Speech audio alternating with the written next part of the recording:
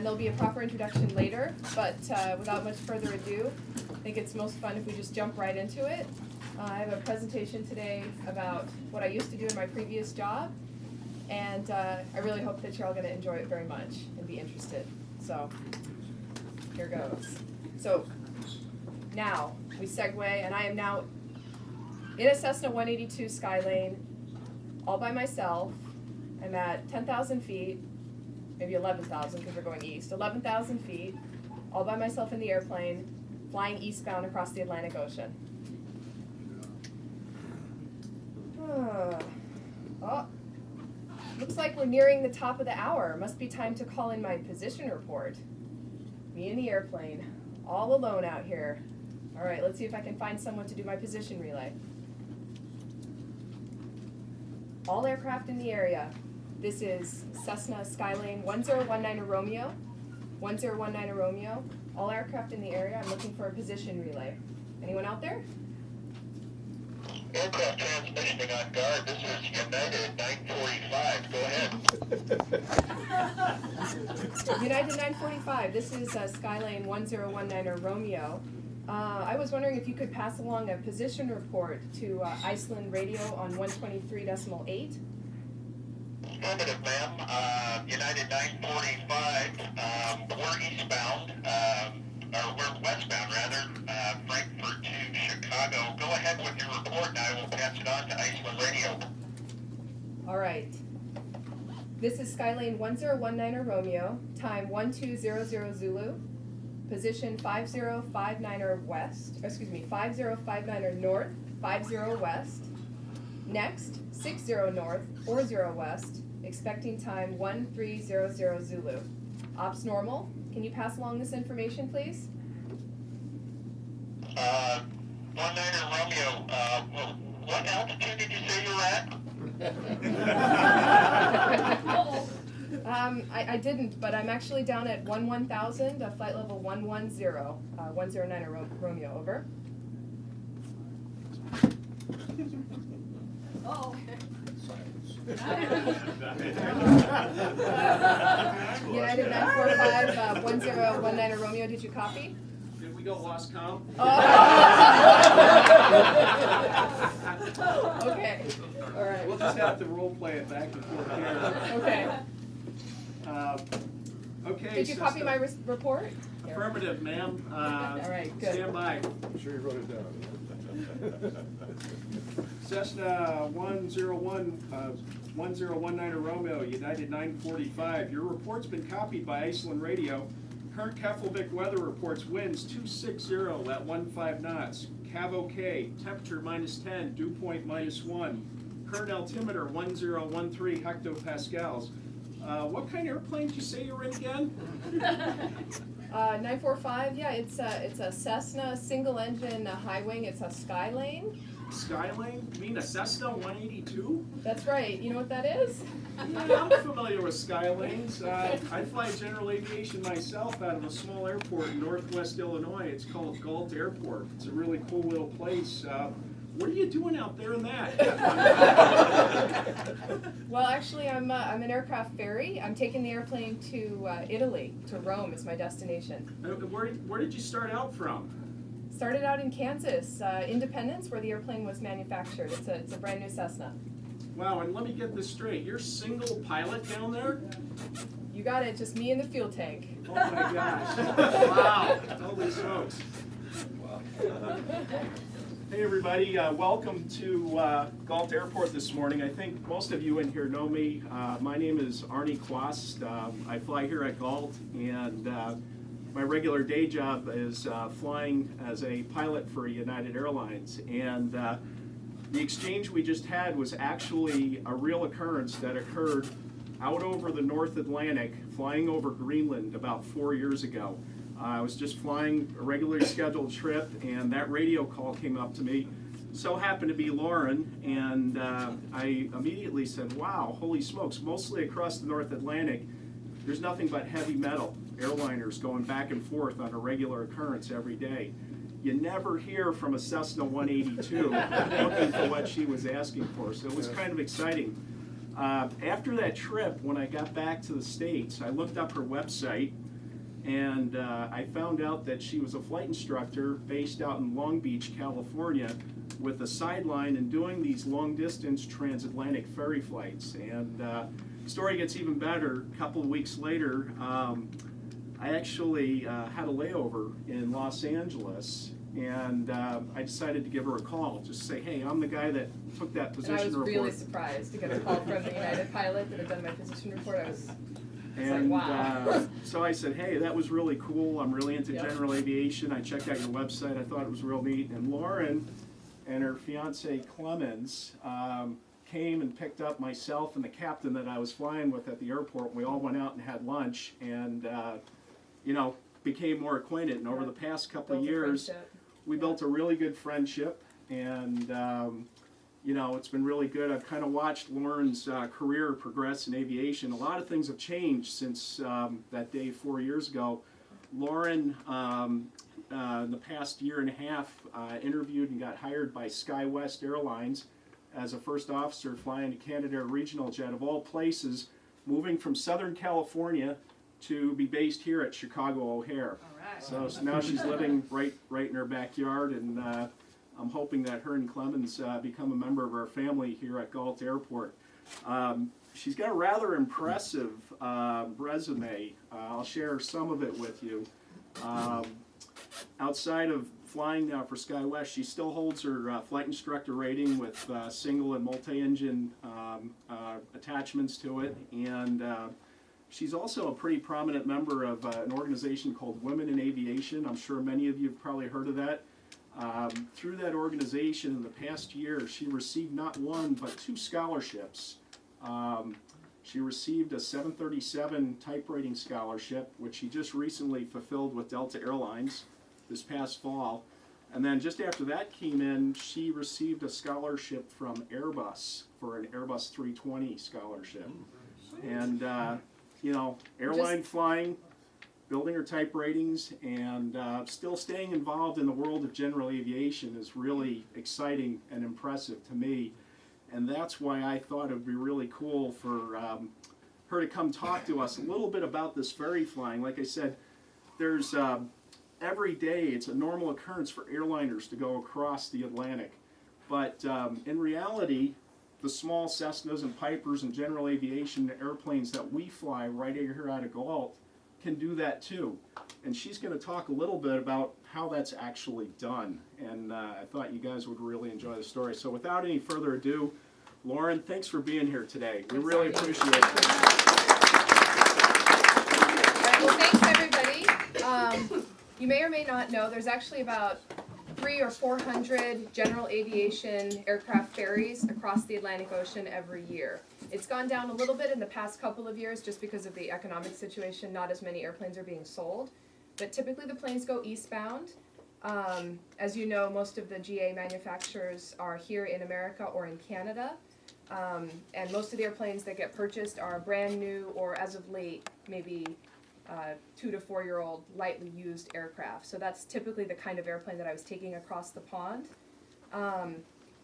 Today's presentation is about a brand new Cessna 182. It came straight from the factory. And you might think, wow, like a brand new airplane, that's pretty exciting. But as a ferry pilot, you actually don't really want to be in a brand new airplane, because it means that you are the test pilot. It means that you're the one that's going to knock out any kinks in the system, any abnormalities. You're the one that's going to find them.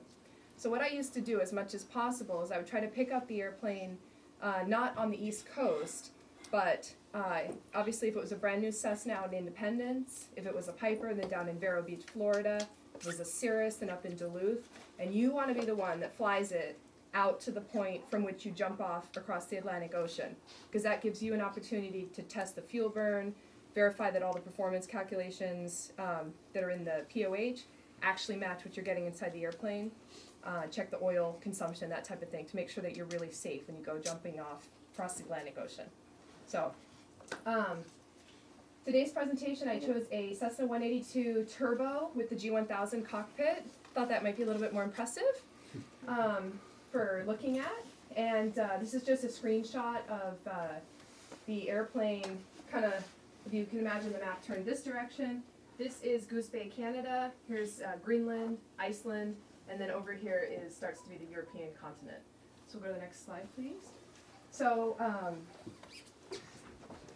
on this particular flight, as of many, we traveled with another aircraft. There was actually two airplanes going across. One was a 172 and ours was a 182. And when I say ours, this was actually my very first transatlantic ferry flight.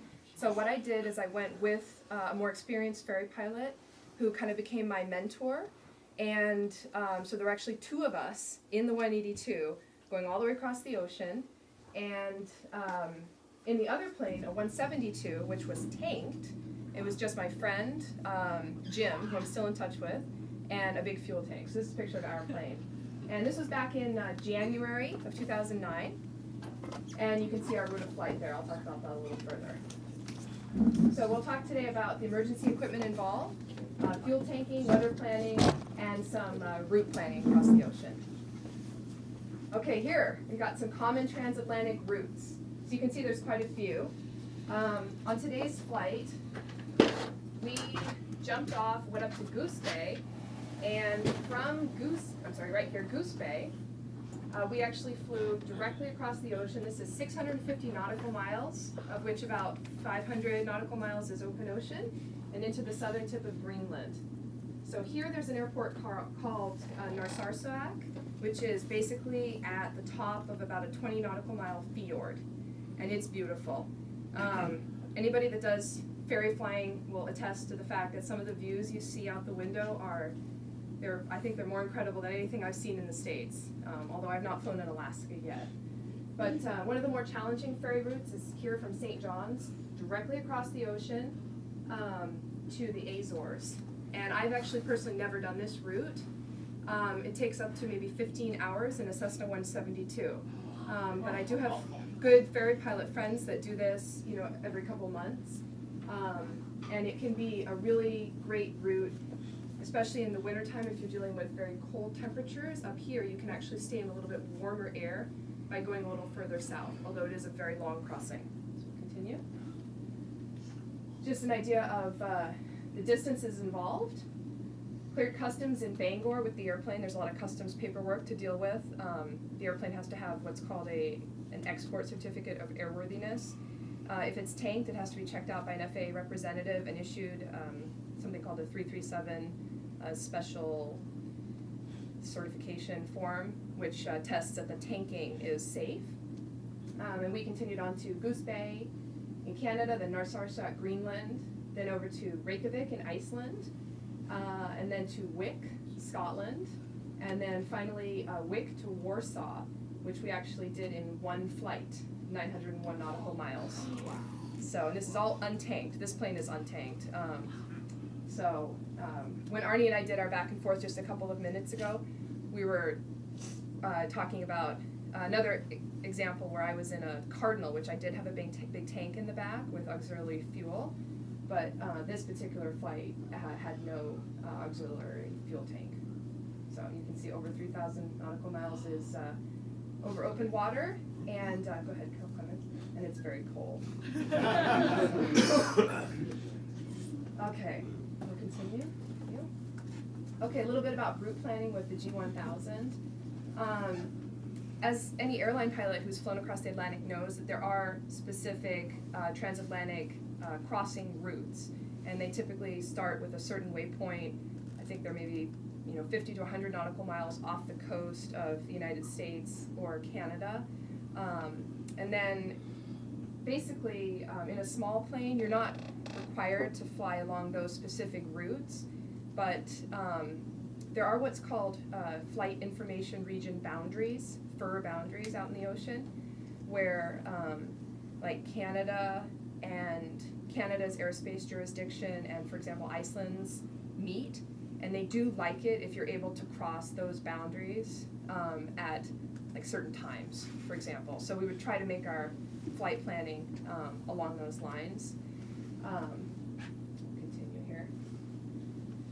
So obviously we're basing our flight planning on Great Circle routes, but we're also thinking about winds aloft, because in a small aircraft, especially a gas guzzling Turbo 182 with no fuel tank in the back, winds aloft are your primary concern.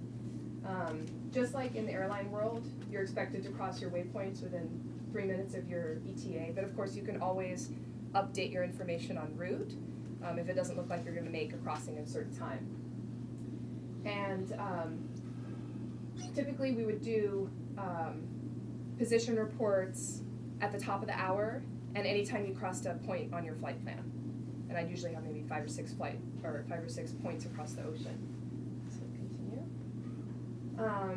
This is a picture actually of the airport building in Narsarsuaq. And yeah, another consideration to keep in mind in the wintertime is that there might only be 4 or 5 hours of daylight. And it's really imperative that you're flying the airplane during daylight hours because it keeps you safe. In the unlikely, but definitely must be planned possibility of a ditching, you want to have daylight hours so that you have the best possible chance of ditching the airplane, on the ocean surface where you can actually see it.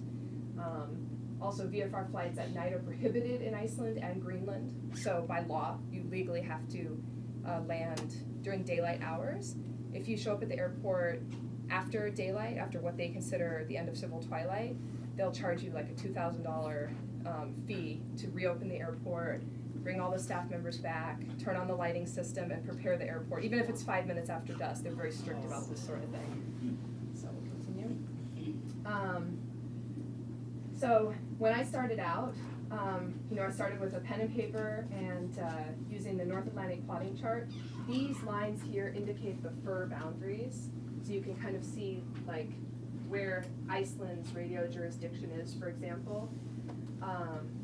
So I try to cross these fat lines, at certain times during my flight planning. Like I'd make this would be like a reporting point, essentially, that FIR boundary. And we'll continue. Thank you. Obviously, the most important thing is winds aloft. So typically, the flow over the ocean tends to be west to east, which is very helpful considering we're going to Europe. Something that you might not have thought about is the fact that the winds tend to be a lot stronger during the winter time. And that means that in a lot of ways, it's actually safer to make your crossings in the colder months when the thermal gradients are steeper and you can get more of a push across the ocean. Another consideration during the wintertime is that weather systems tend to be shorter overall. So whereas in the summer, you might get really big thunderstorm clouds that extend up into the flight levels up to 30, 40,000 feet. There's no way in heck that a 182 can get over that stuff, right? So, however, in the wintertime, those systems tend to be smaller and it's a lot easier and less of them overall. So it's a lot easier to pick around those weather systems and also utilize the strong winds across the ocean. Continue. So I use a lot of different weather products for planning my flights. Iceland's Met Office actually has some of the best available information. Of course, they only publish wind data for 5,000 feet, 10,000 feet, and I think the next one is 18,000 feet. So there's a lot of interpolation that has to go on between those altitudes. This is actually, I think this is a wind chart from today, just to give you an idea. Very strong, very strong flow in here. This is at, I think this is at maybe 10,000 feet. 1,700 there it is, feet. 1,700 feet. Yeah. So this one is down low today. And also I should mention, Arnie passed along a weather report for Keflavik, but another thing that I would ask the airliners for all the time is what are their winds at their altitude. Obviously they're flying at 35,000 feet or 37,000 feet, so it's not so relevant considering I'm down lower at 11, 13, or 15,000 feet, but it gives you an idea, for example, if the winds are strengthening or weakening as you continue across the Atlantic Ocean. So PIREPs are really important. And basically I would plan my flights to follow those low pressure systems, to get on the lee side of those low pressure systems to get as much benefit from the push across the ocean every single time. Just a look at a transoceanic flight plan, just an ICAO flight plan. I pretty much learned this by doing it and messing up, and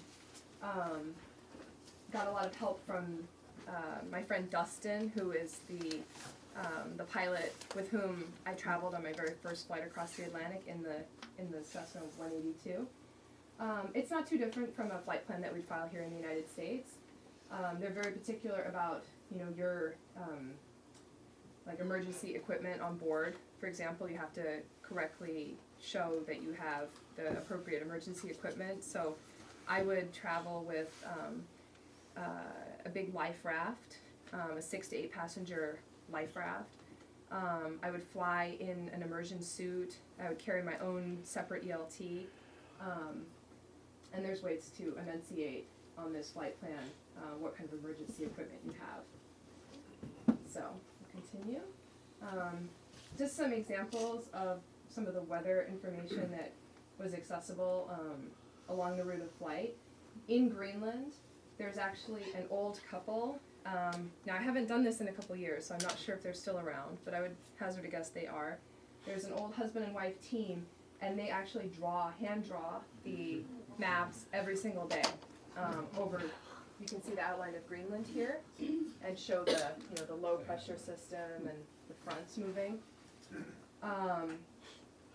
which is crazy because you're really putting a lot of trust in these old timers who they've been doing this their whole life, but to have a hand drawn chart and use that as your primary reference for planning, should I go today or should I not go? It's took some getting used to.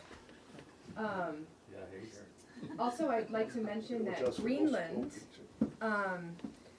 it's covered in mountains that are always shifting. Obviously, there's a rocky basis for the continent, but there's snow all over it.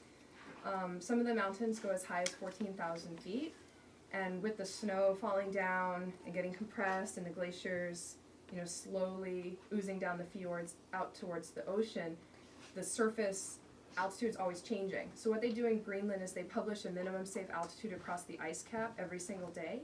That's based on the pressure setting that day. So in a pinch, if you encounter unforecast IFR conditions, for example, especially in a small plane without climb capability, then what is the minimum altitude that you can go down to, without hitting anything. But the best thing is to fly on a VFR day so you can, maintain separation from terrain using your eyes. So we'll continue. Ice is a huge concern. Probably about 75% of the aircraft I took across the ocean had no anti-icing capabilities besides a pitot heat. That was it. And up at these latitudes, you have freezing temperatures down to the surface of the ocean year round. So it's not like, I do realize Illinois, we do have fairly cold temperatures here in the wintertime, but for example, where I used to fly out in California, if you get ice on the plane, we just dip down to 2,000 or 3,000 feet out over the ocean, that ice is gone. That possibility does not exist out here. So you have to do everything you possibly can to keep the ice off the airplane to start with. And that may mean adjusting your route of flight to go around, buildups out in front of you, or maybe flying at a higher altitude to absolutely stay clear of ice. Because once it's on the airplane, it starts to weigh the airplane down, it reduces your true airspeed. Might not really matter on a short flight to Janesville, but when you're looking at a 5 or 6 hour crossing, that 2, 3, 4, 5 knot drop in your true airspeed can really make a huge difference. And it also makes a difference in the altitude that you can fly at. And then if you have a fuel tank on board as well, the airplane is significantly heavier than it would be without that. So you're also looking at much reduced performance, capabilities of the airplane. So, we'll continue. Okay, so this Turbo 182 actually had a TKS anti-icing system. You can kind of see on the wings here, there's a silver bar, so it would, the glycol fluid would come out there, and also on the tail, and there's some controls here. Some things to think about though, first of all, this is not, it's not certified as approved into known icing. You know, some TKS systems are. This one was not. Also in normal mode, with the tank fully filled of the glycol fluid, you only got 2 hours of use out of it. So if you're doing a 5-hour crossing, you have to be very careful about when you do and do not use that fluid, because after 2 hours, it's gone. And there's also like a high mode. There's another word for that. I'll not use it today in this presentation, but you get the picture. If you're really in a bind, you can turn the system onto a higher, the fluid comes out faster. But again, that, I've never tried to use only that system and run it dry, but I would expect it might only last for 30 minutes or 45 minutes. But that would be in an emergency situation. Maybe you're trying to make a landing in really bad icing conditions and you just need to get out of it as quickly as possible. But this system on the 182 didn't really work. So you can kind of see, in this picture you can see really well. That's ice. And you can see how far it's extending, because everyone's familiar with what the leading edge of a 182 wing looks like. This is after landing, pulling chunks of ice off the airplane. And, in an airliner, now at my job we fly along and you can't really see the leading edges of the wings. There's like bolts on the window wipers where you can get an idea of how much accumulation of ice is occurring on the airplane. But in a 182, just like you guys all know because you've flown them, you can just put your head up against the windshield and you can see those leading edges and you can see it building up. And it's pretty intimidating. So, don't recommend this system overall. Continue. I wish I could have brought some of this stuff in person today. Most of it is actually at my fiance's grandma's house in Germany right now. It's been put away. We're on a new phase in our life right now. So, but I would actually wear this just like this while flying. There's 3 sizes. There's child, normal, and like really, really big person size. So I wore normal, and this opening would be like up here. It's really uncomfortable. You can't wear shoes in this thing, so you're actually on the rudder pedals trying to do crosswind landings with bare feet and socks inside this suit.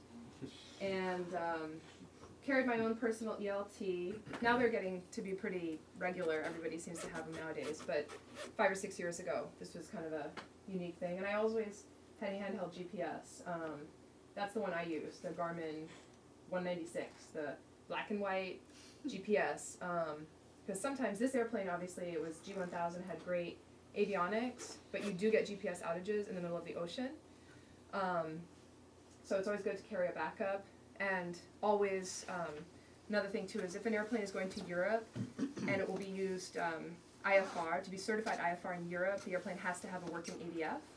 And you can actually navigate across the ocean using just ADFs. There's very strong ADFs, so we would always tune in the appropriate frequencies and have that as a backup, to the GPSs on board the aircraft as well. Okay, we'll continue. That's me. This is my friend Dustin. He's doing all the work. We stopped on this particular trip. It really was a long way from Goose Bay to Narsarsuaq. So instead of making the entire flight, all 650 nautical miles in one go, we carried fuel jugs that we bought at the auto store. We filled those up with avgas, and we landed on an unpaved strip that was literally, this is like on the runway, covered in snow, right on the east coast of Canada. Just a really small airport. It doesn't have any normal service into the airport.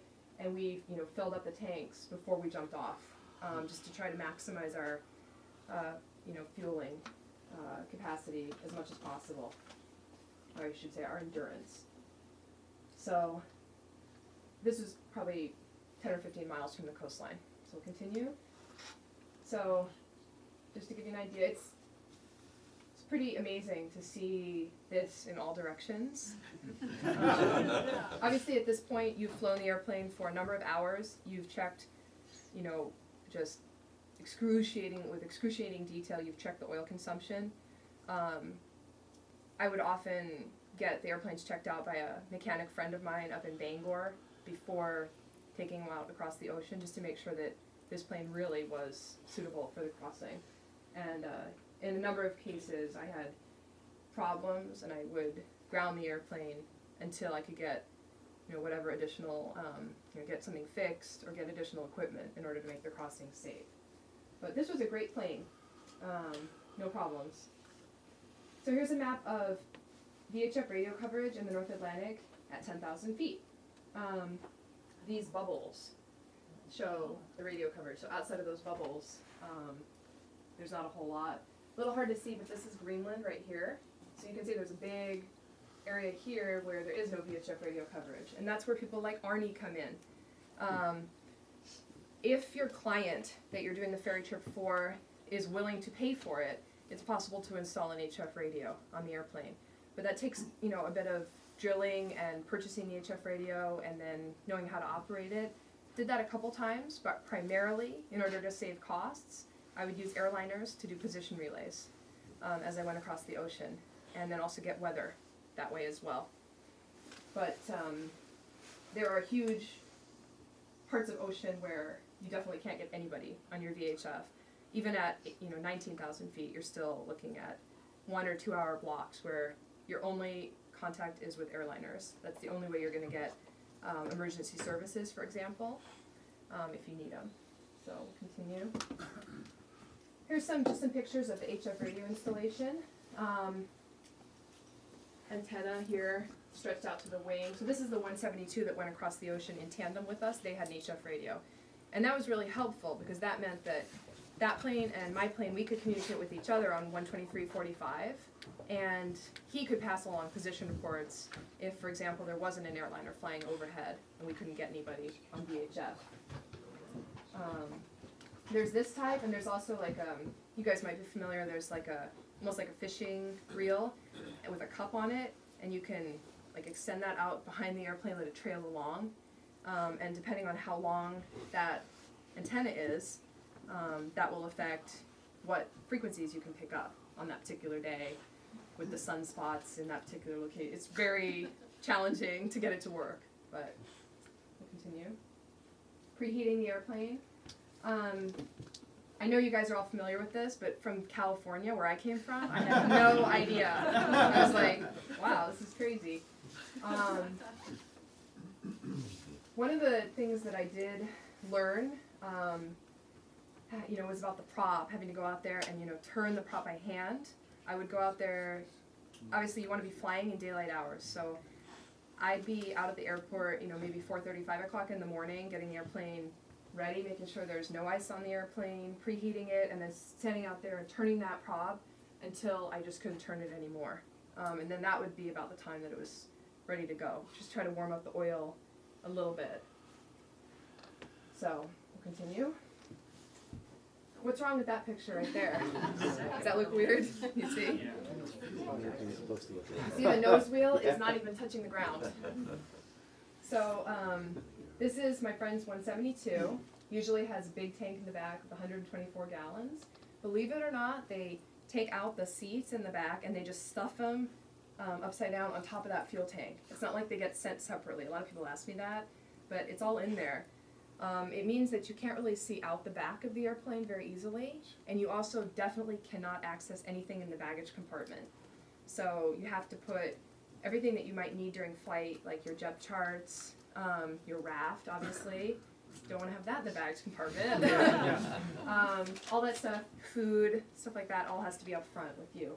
And then when the pilot gets in, the plane, obviously, the CG shifts, and you can have 3 wheels again without dragging the tail. So 182s are not tanked, typically, believe it or not. We'll continue. Here's a picture of what the fuel tank looks like. You can see that this seat, like for a big person in a 182, some of you guys that are larger, you might, put the seat back to get ample room for your legs to the rudder pedals. That doesn't work because this seat is as far forward as it'll go. They actually have to, uninstall and then reinstall the front seats in order to get the fuel tank in. Is that like a collapsible tank? This one's not. This is a welded aluminum tank. That's a good question. A lot of ferry pilots also use the blue turtle pack tanks, which I think they're smaller in capacity. They might be 35, 40 gallons a piece. And those are good because, you can use the tank and then uninstall it and actually put it in your carry-on baggage and take it back with you to America. Use it again. Because the installation of these tanks, and purchasing the tank can cost like $1,000. So that's part of the budget that as a ferry pilot you pass along to the client. But obviously you're trying to make the most competitive budget possible because you want to win the job. So some people might use the softer tanks to keep the prices down. We'll continue. Okay, a little hard to understand, but here's the throttle quadrant up here. So here's the tank. There's the fire extinguisher and the center console, the fuel selector. So that's the on-off switch for the ferry fuel pump, which is basically like a bilge pump that you would use on a boat. It's not too different. Typically there's like a clear plastic tubing that is run, first of all there's one that is run from the top of the tank just to the bottom, just so that you have a visual indication of how much fuel is in that tank. So I would travel with a permanent marker, and I would actually, draw a line. Say you're out there and you fill your tank, you put 75 gallons in. You put 75 gallons in because that's what it says on the fuel dispenser. You draw a line to show, okay, this is what 75 gallons looks like. And then, you'd have a visual representation of how much fuel is left in the tank. The way that it's plumbed, the fuel goes into the fuel selector. I'm sorry, it's pumped, actually, that's a mistake. It's a different aircraft. In the high wing Cessnas, it's pumped up into the right wing, and it fills the right wing. And then you use the fuel in the wings just like you would on a normal 182 flight without this whole system installed. There's also like sort of an emergency setting where if for some reason the plumbing up until the right wing is not working, there is a way to use the fuel directly through the fuel selector without pumping it up into the right wing. But if you do that, the fuel totalizer, the electronic totalizer on the Cessna 182 avionics won't actually show you the rate at which you're using fuel or how much fuel you have left in the wings accurately. So you have to just literally do it by your permanent marker on that piece of plastic tubing. Continue. So this is Dustin. We're at the auto store buying tanks. And we also bought, de-icing fluid as well. Not just airplane de-icing fluid, but regular car de-icing fluid, that you pour like on the front of your radiator if you've got ice stuck to it. Because it's very difficult, if not impossible, to purchase extra de-icing fluid along your route of flight. You can't buy it. Nobody sells it. So unless you pre-purchase it and mail it to your stops, you just can't bring everything with you. You can't bring all that fuel, all that weight, and de-icing fluid. So, for example, in the mornings we might go out there with the normal car de-icing fluid and just throw that on the wings just to try to get the wings as clean as possible. Typically, though, if you were able to do so, you'd put the airplane in a hangar overnight to keep the snow and ice off of it completely. And if the icing was really bad and you couldn't get it off, we'd get a professional de-ice with a truck, and pay for it. But it's not cheap, obviously. Continue. Okay, this is interesting. Fueling. So a lot of the places that you go, they don't have avgas because no little airplanes fly into these places. So this was a real problem as I started doing this more and more. I mean, here in this example, there's actually fuel available, so it's great. You use a forklift and a hand pump and pump the fuel into the wing, which sucks in a high wing airplane. In a low wing, it's a little easier. But occasionally you'd go somewhere and they didn't have a hand pump, so you've got fuel in a barrel, you got an airplane with a quarter tank, you have to find a way to get the fuel into the airplane, and usually you had to really call ahead and make sure that there really was fuel, there was a way to get the fuel into the airplane. Some ferry pilots would carry their own hand pumps, for example. There's also a pump that you can attach to a truck, like a car battery, if you have a car running next to the airplane, and that'll pump the fuel in as well, which is a lot easier. Okay, we'll continue. Okay, this is pretty cool. I don't know if anybody's flown the G1000 at all, but this is when the technology first came out, so I had a lot of fun getting the opportunity to fly some of these brand new planes with this technology. So you can kind of see, you know, on the terrain map here, as we're flying like up the fjord, you know, what kind of terrain you're looking at. Continue. I think this is Greenland. One thing I noticed was that the fjords that would come down off the glaciers, each one was a different color. Some would be like a milky blue or like a milky green. They all have a different tinge to them based on perhaps what kind of rock is, you know, lying underneath. It was really beautiful. And to be able to see the glaciers calving into the sea up close from a little plane like this is one of the most magical things I've ever seen from an airplane. Really pretty. So we can check. I think I have a movie almost. Okay, soon. Okay, this is cool. Narsarsuaq, which is that stop in southern Greenland, is at the top of a fjord, and it's on like a floodplain basically. This is a picture of the runway. It was actually just taken off, and it's a little hard to see, but there's the airport symbol, and we're actually climbing up to go over the ice cap.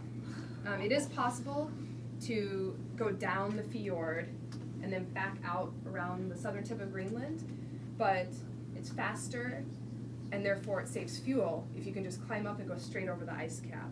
It's about 80 miles of ice cap to get to the other side, whereas if you went around the bottom, you might add like an extra 50 or 60 miles to your trip. Because this airplane was not tanked, this was possible. But our friend in the 172, I mean, he takes off with a full tank of fuel. He's looking at maybe a 400 or 500 foot per minute climb rate that very quickly decreases to 100 or 200 feet per minute. There's no way that he can possibly climb out of the fjord like this, so he actually had to go back down the fjord and around the other side. And we met up with him on the other side. We had him take off maybe an hour and a half to 2 hours before we did, so that we're kind of in the same place at the same time on the other side. Okay, we'll continue. Just a couple examples of the views. It's really spectacular. And I think I have a little movie next, just try to give you an idea of, this is taken from a Mooney. This is another aircraft. Just to try to give you an idea. Obviously, we're yanking and banking because this is beautiful. So normally, I'd fly straight and level with the autopilot on.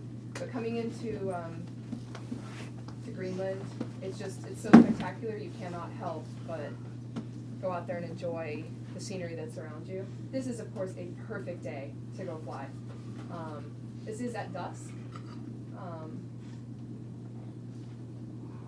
Yeah, this was a Mooney en route to Paris. This is another flight. It's just, as you can see, there's not too many options for emergency landing area.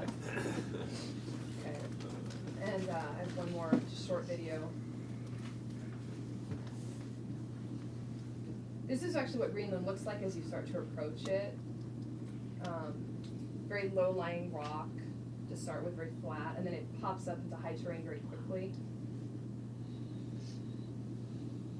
I carried a spot tracking device, a GPS spot tracker.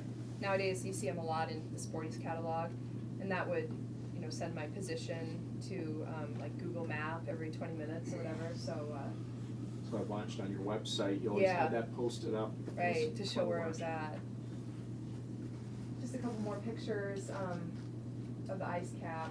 The melt pools on the ice are pretty amazing. They're like an azure blue color. Just incredibly beautiful. And it just goes on forever like a big white pancake. It's nice. Okay, fuel.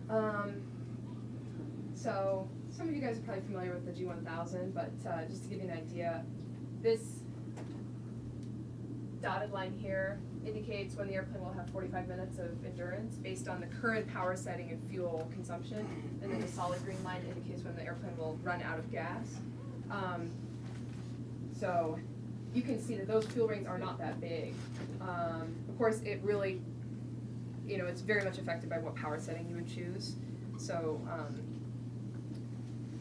normally I might use like a 45 or 55% power setting. I wouldn't go too high until I knew that the winds were favorable enough that I could, continue my destination. I'd bump up the power a little bit. Continue. Took really good notes. You can see cylinder head temperature for every cylinder, turbine inlet temperature, everything about fuel, battery voltage, outside air temperature, indicated airspeed, what kind of icing, remarks. Took pretty exhaustive notes because it's hard to remember, after 4.5 hours of flight, wait, has the number one cylinder, been going down in temperature consistently, or was that the number, you can't remember that stuff. So in order to try to head off problems before they show their ugly head, try to keep a really good watch on the performance of the airplane. And then I would actually keep these, and this looks archaic, but I'd keep these spreadsheets, and then if you had another 182 to take across the ocean the next month, you could use this data to see okay, the turbine inlet temperature, should be about 1600 degrees, but geez, this other 182, it's consistently showing, 1750, and that alerts you that there might be something wrong with this airplane. So, and us ferry pilots too, we would often exchange this data. Like if you were flying an airplane like a Mooney that you hadn't flown before, you didn't have any past data on it, I'd call up my friends and see, hey, do you have any information on what to expect in terms of performance? So I'd have something to go off of. So we'll continue. So now we're in Europe. This is that last leg of the trip, about 910 nautical miles. I think we planned on the possibility of stopping in Denmark for refueling if necessary, but the winds were so favorable on this last leg. You can see we've got 33 knot quarter tailwind here, and I'm not sure you can see the altitude on this map, but we're probably at 11 or 13,000 feet. So we're actually able to make it all the way to Warsaw on one tank of gas, so which was pretty impressive. I would have preferred on this flight, since it was my first, to have stopped more and taken a look at some of the airports, but it is a job, and the client is waiting for you to develop, to deliver that airplane, and you're looking at fairly steep landing fees everywhere you stop. So it makes sense if you're able to do so to continue on. Continue. Just a picture of the North Sea. A little bit different from the ocean around Greenland, a lot calmer. A lot of oil platforms, which are kind of interesting out there.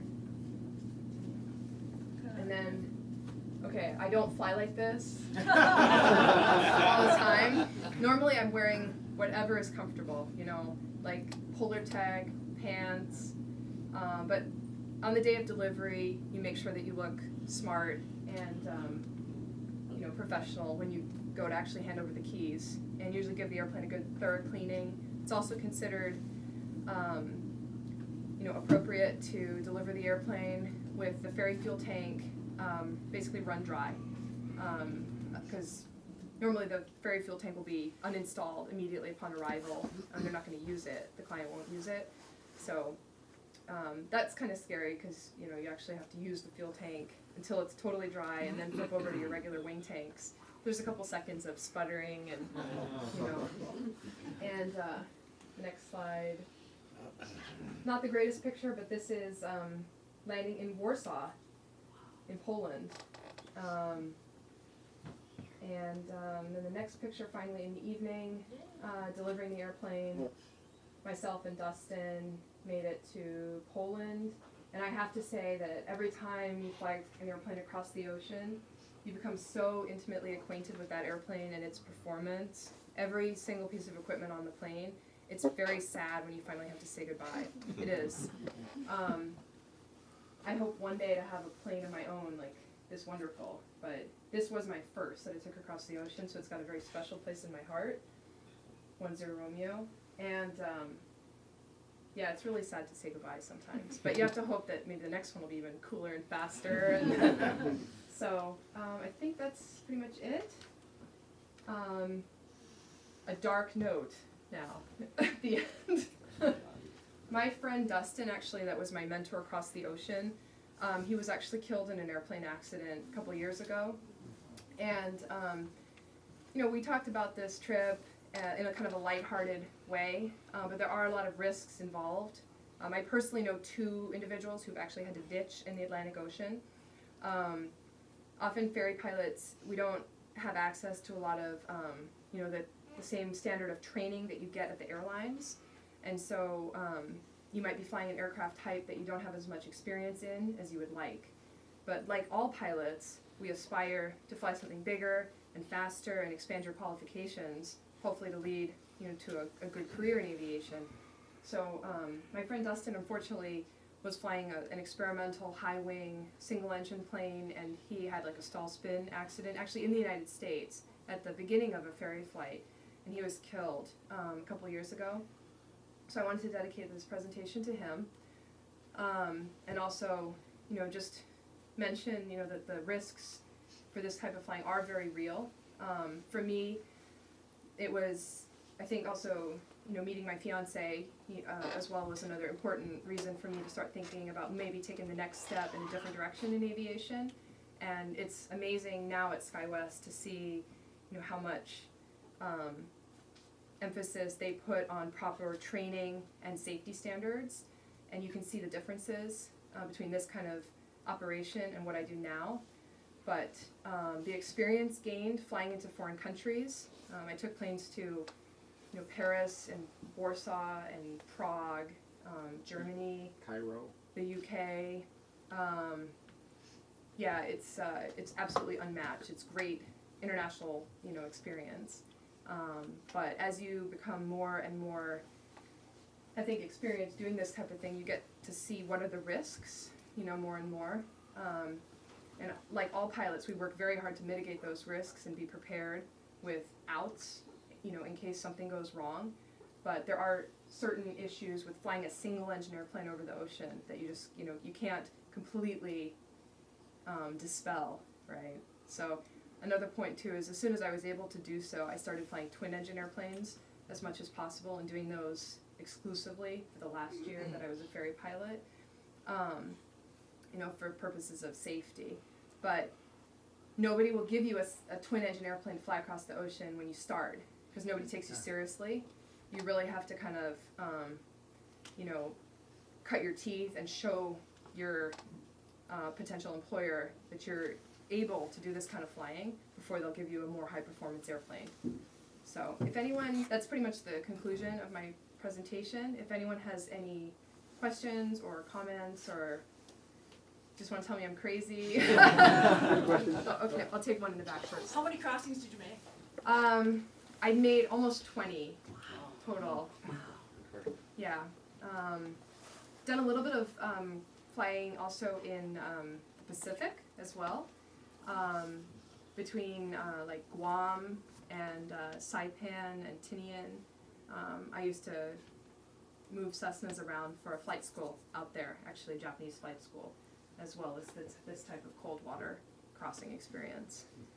So, what's in the beginning, you said it's preferred that you cross radio jurisdictions at certain times. Why is that? I think it's In the That's a good airline question, world, yeah. it's air traffic management. Believe it or not, these FIR boundaries, they want us to cross within a certain window to manage air traffic, and it's a big deal with jetliners going across the Atlantic. They have these preset tracks, and everybody has to cross those FIR boundaries in order to maintain adequate spacing. And Jeff, you probably do that a lot with your GA flying and some of the biz jets stuff. But probably same thing. They want to know, like it's also a safety thing, that you're at a certain point when Yeah. you say you're going to be there, and if you're not, they're going to start thinking about coming to look for you. Yeah.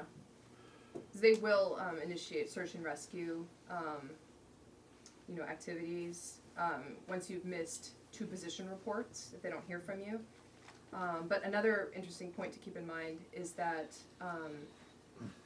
obviously the best way to get rescued if you have a problem is with a helicopter, but the helicopters, even the high-performance helicopters, are really only able to come 150 nautical miles off the coast from land.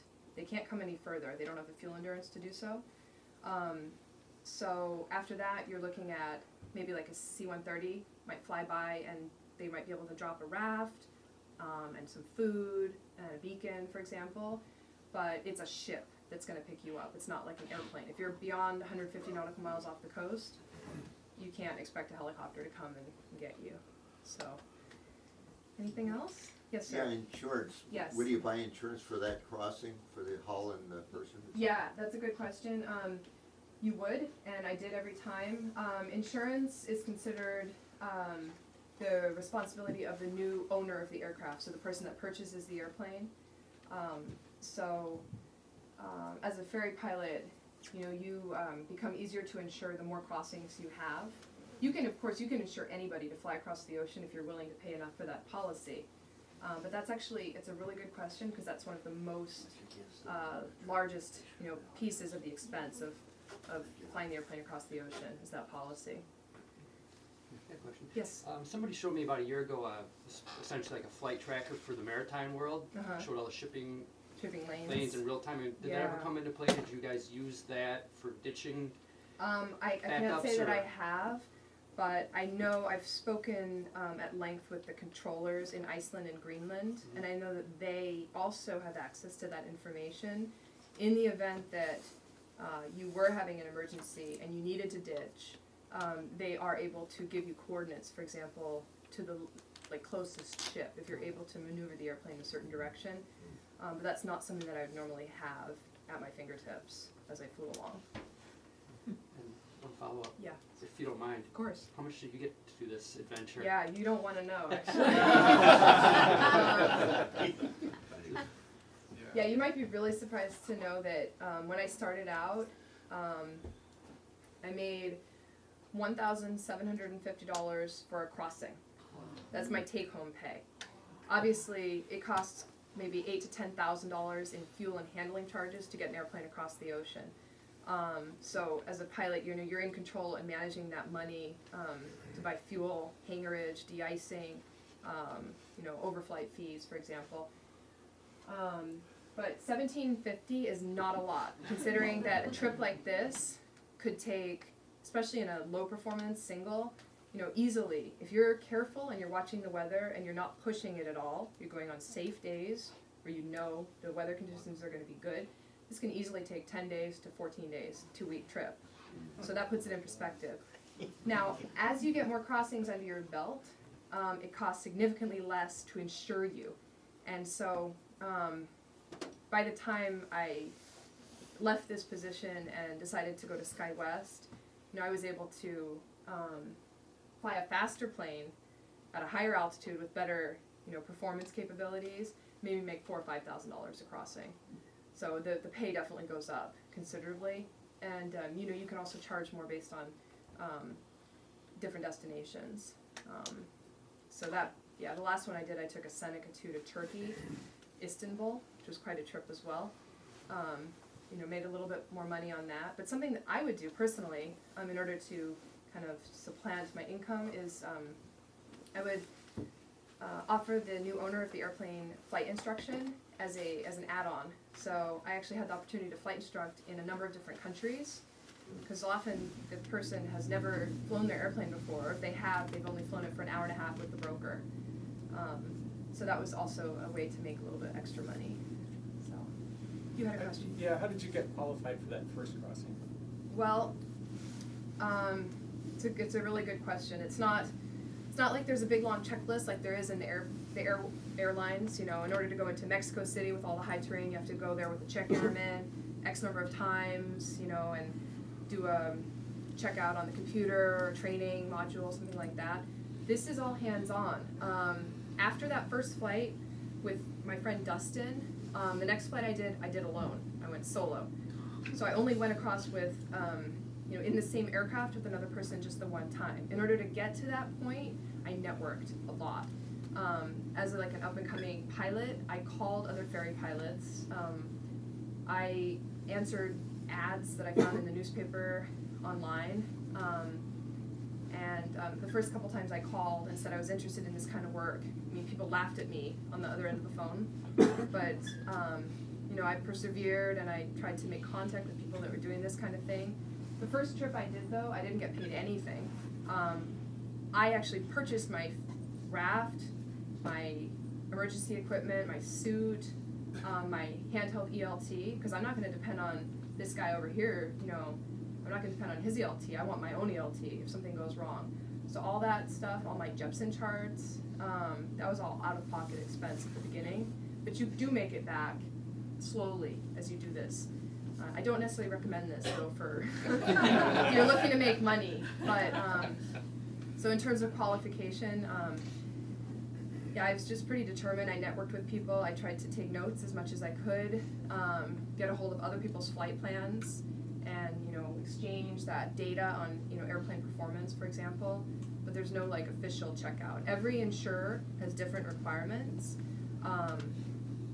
You know, in order to insure you across the ocean. Often the insurer is based in France one time, the next one's based in Italy, the next one's based in Poland. So you're really dealing with different requirements. They want maybe time on type or time on that kind of engine, for example. Like if you've flown an IO360 1,000 hours or whatever. But yeah, it's on the fly, I would say. Wow. So, yes, sir. Yes. How crowded is that sky? How often are you out there and there are other aircraft doing the same thing at the same time? That's a good question. Typically, you're crossing the ocean with maybe 2 or 3 other small aircraft. And you might actually fly almost in formation. You communicate before the flight about what altitude you're each going to use and a common frequency, to talk to each other on, to pass along, weather updates, for example.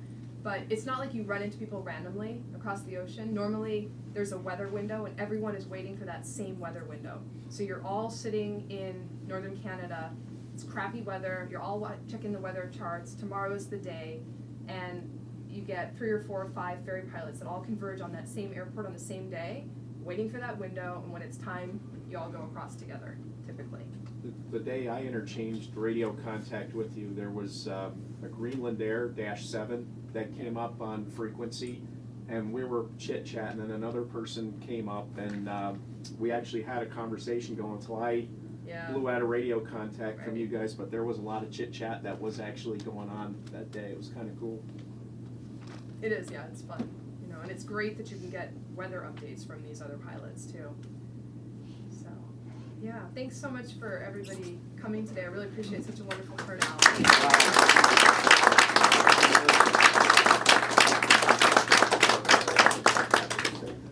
If there's any other questions, feel free to ask me individually, whatever you'd like.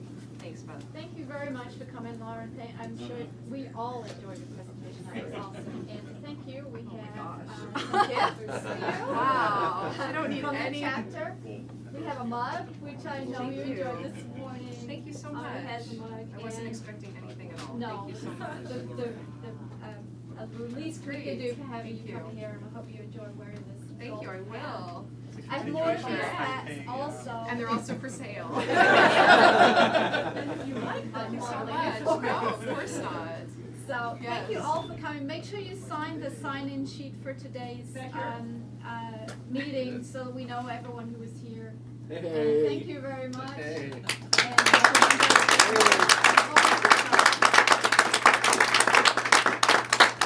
I'd like to thank Arnie too for setting this Yeah, up. thank Appreciate you. it. Yeah. Thanks for all the support here, Dan. Lauren, we do hope to see you out here. It's a Thank fun you. airport, so. Yeah. I know. Lauren, I appreciate it. Thank you. As he said, Lauren and Yeah. Clemens just moved to Chicago, and it'd be great to have them as part of our family out here. We've gone flying, we've had some good fun, so. It's a real fun airport. Yeah, it is. Outstanding. I appreciate you guys all making me feel welcome. Thank you. Thank you. Get a picture. We're going to fly across Lake Michigan. Cross Fox Lake. They come with those CDs. Slower than I. Yeah, they take a long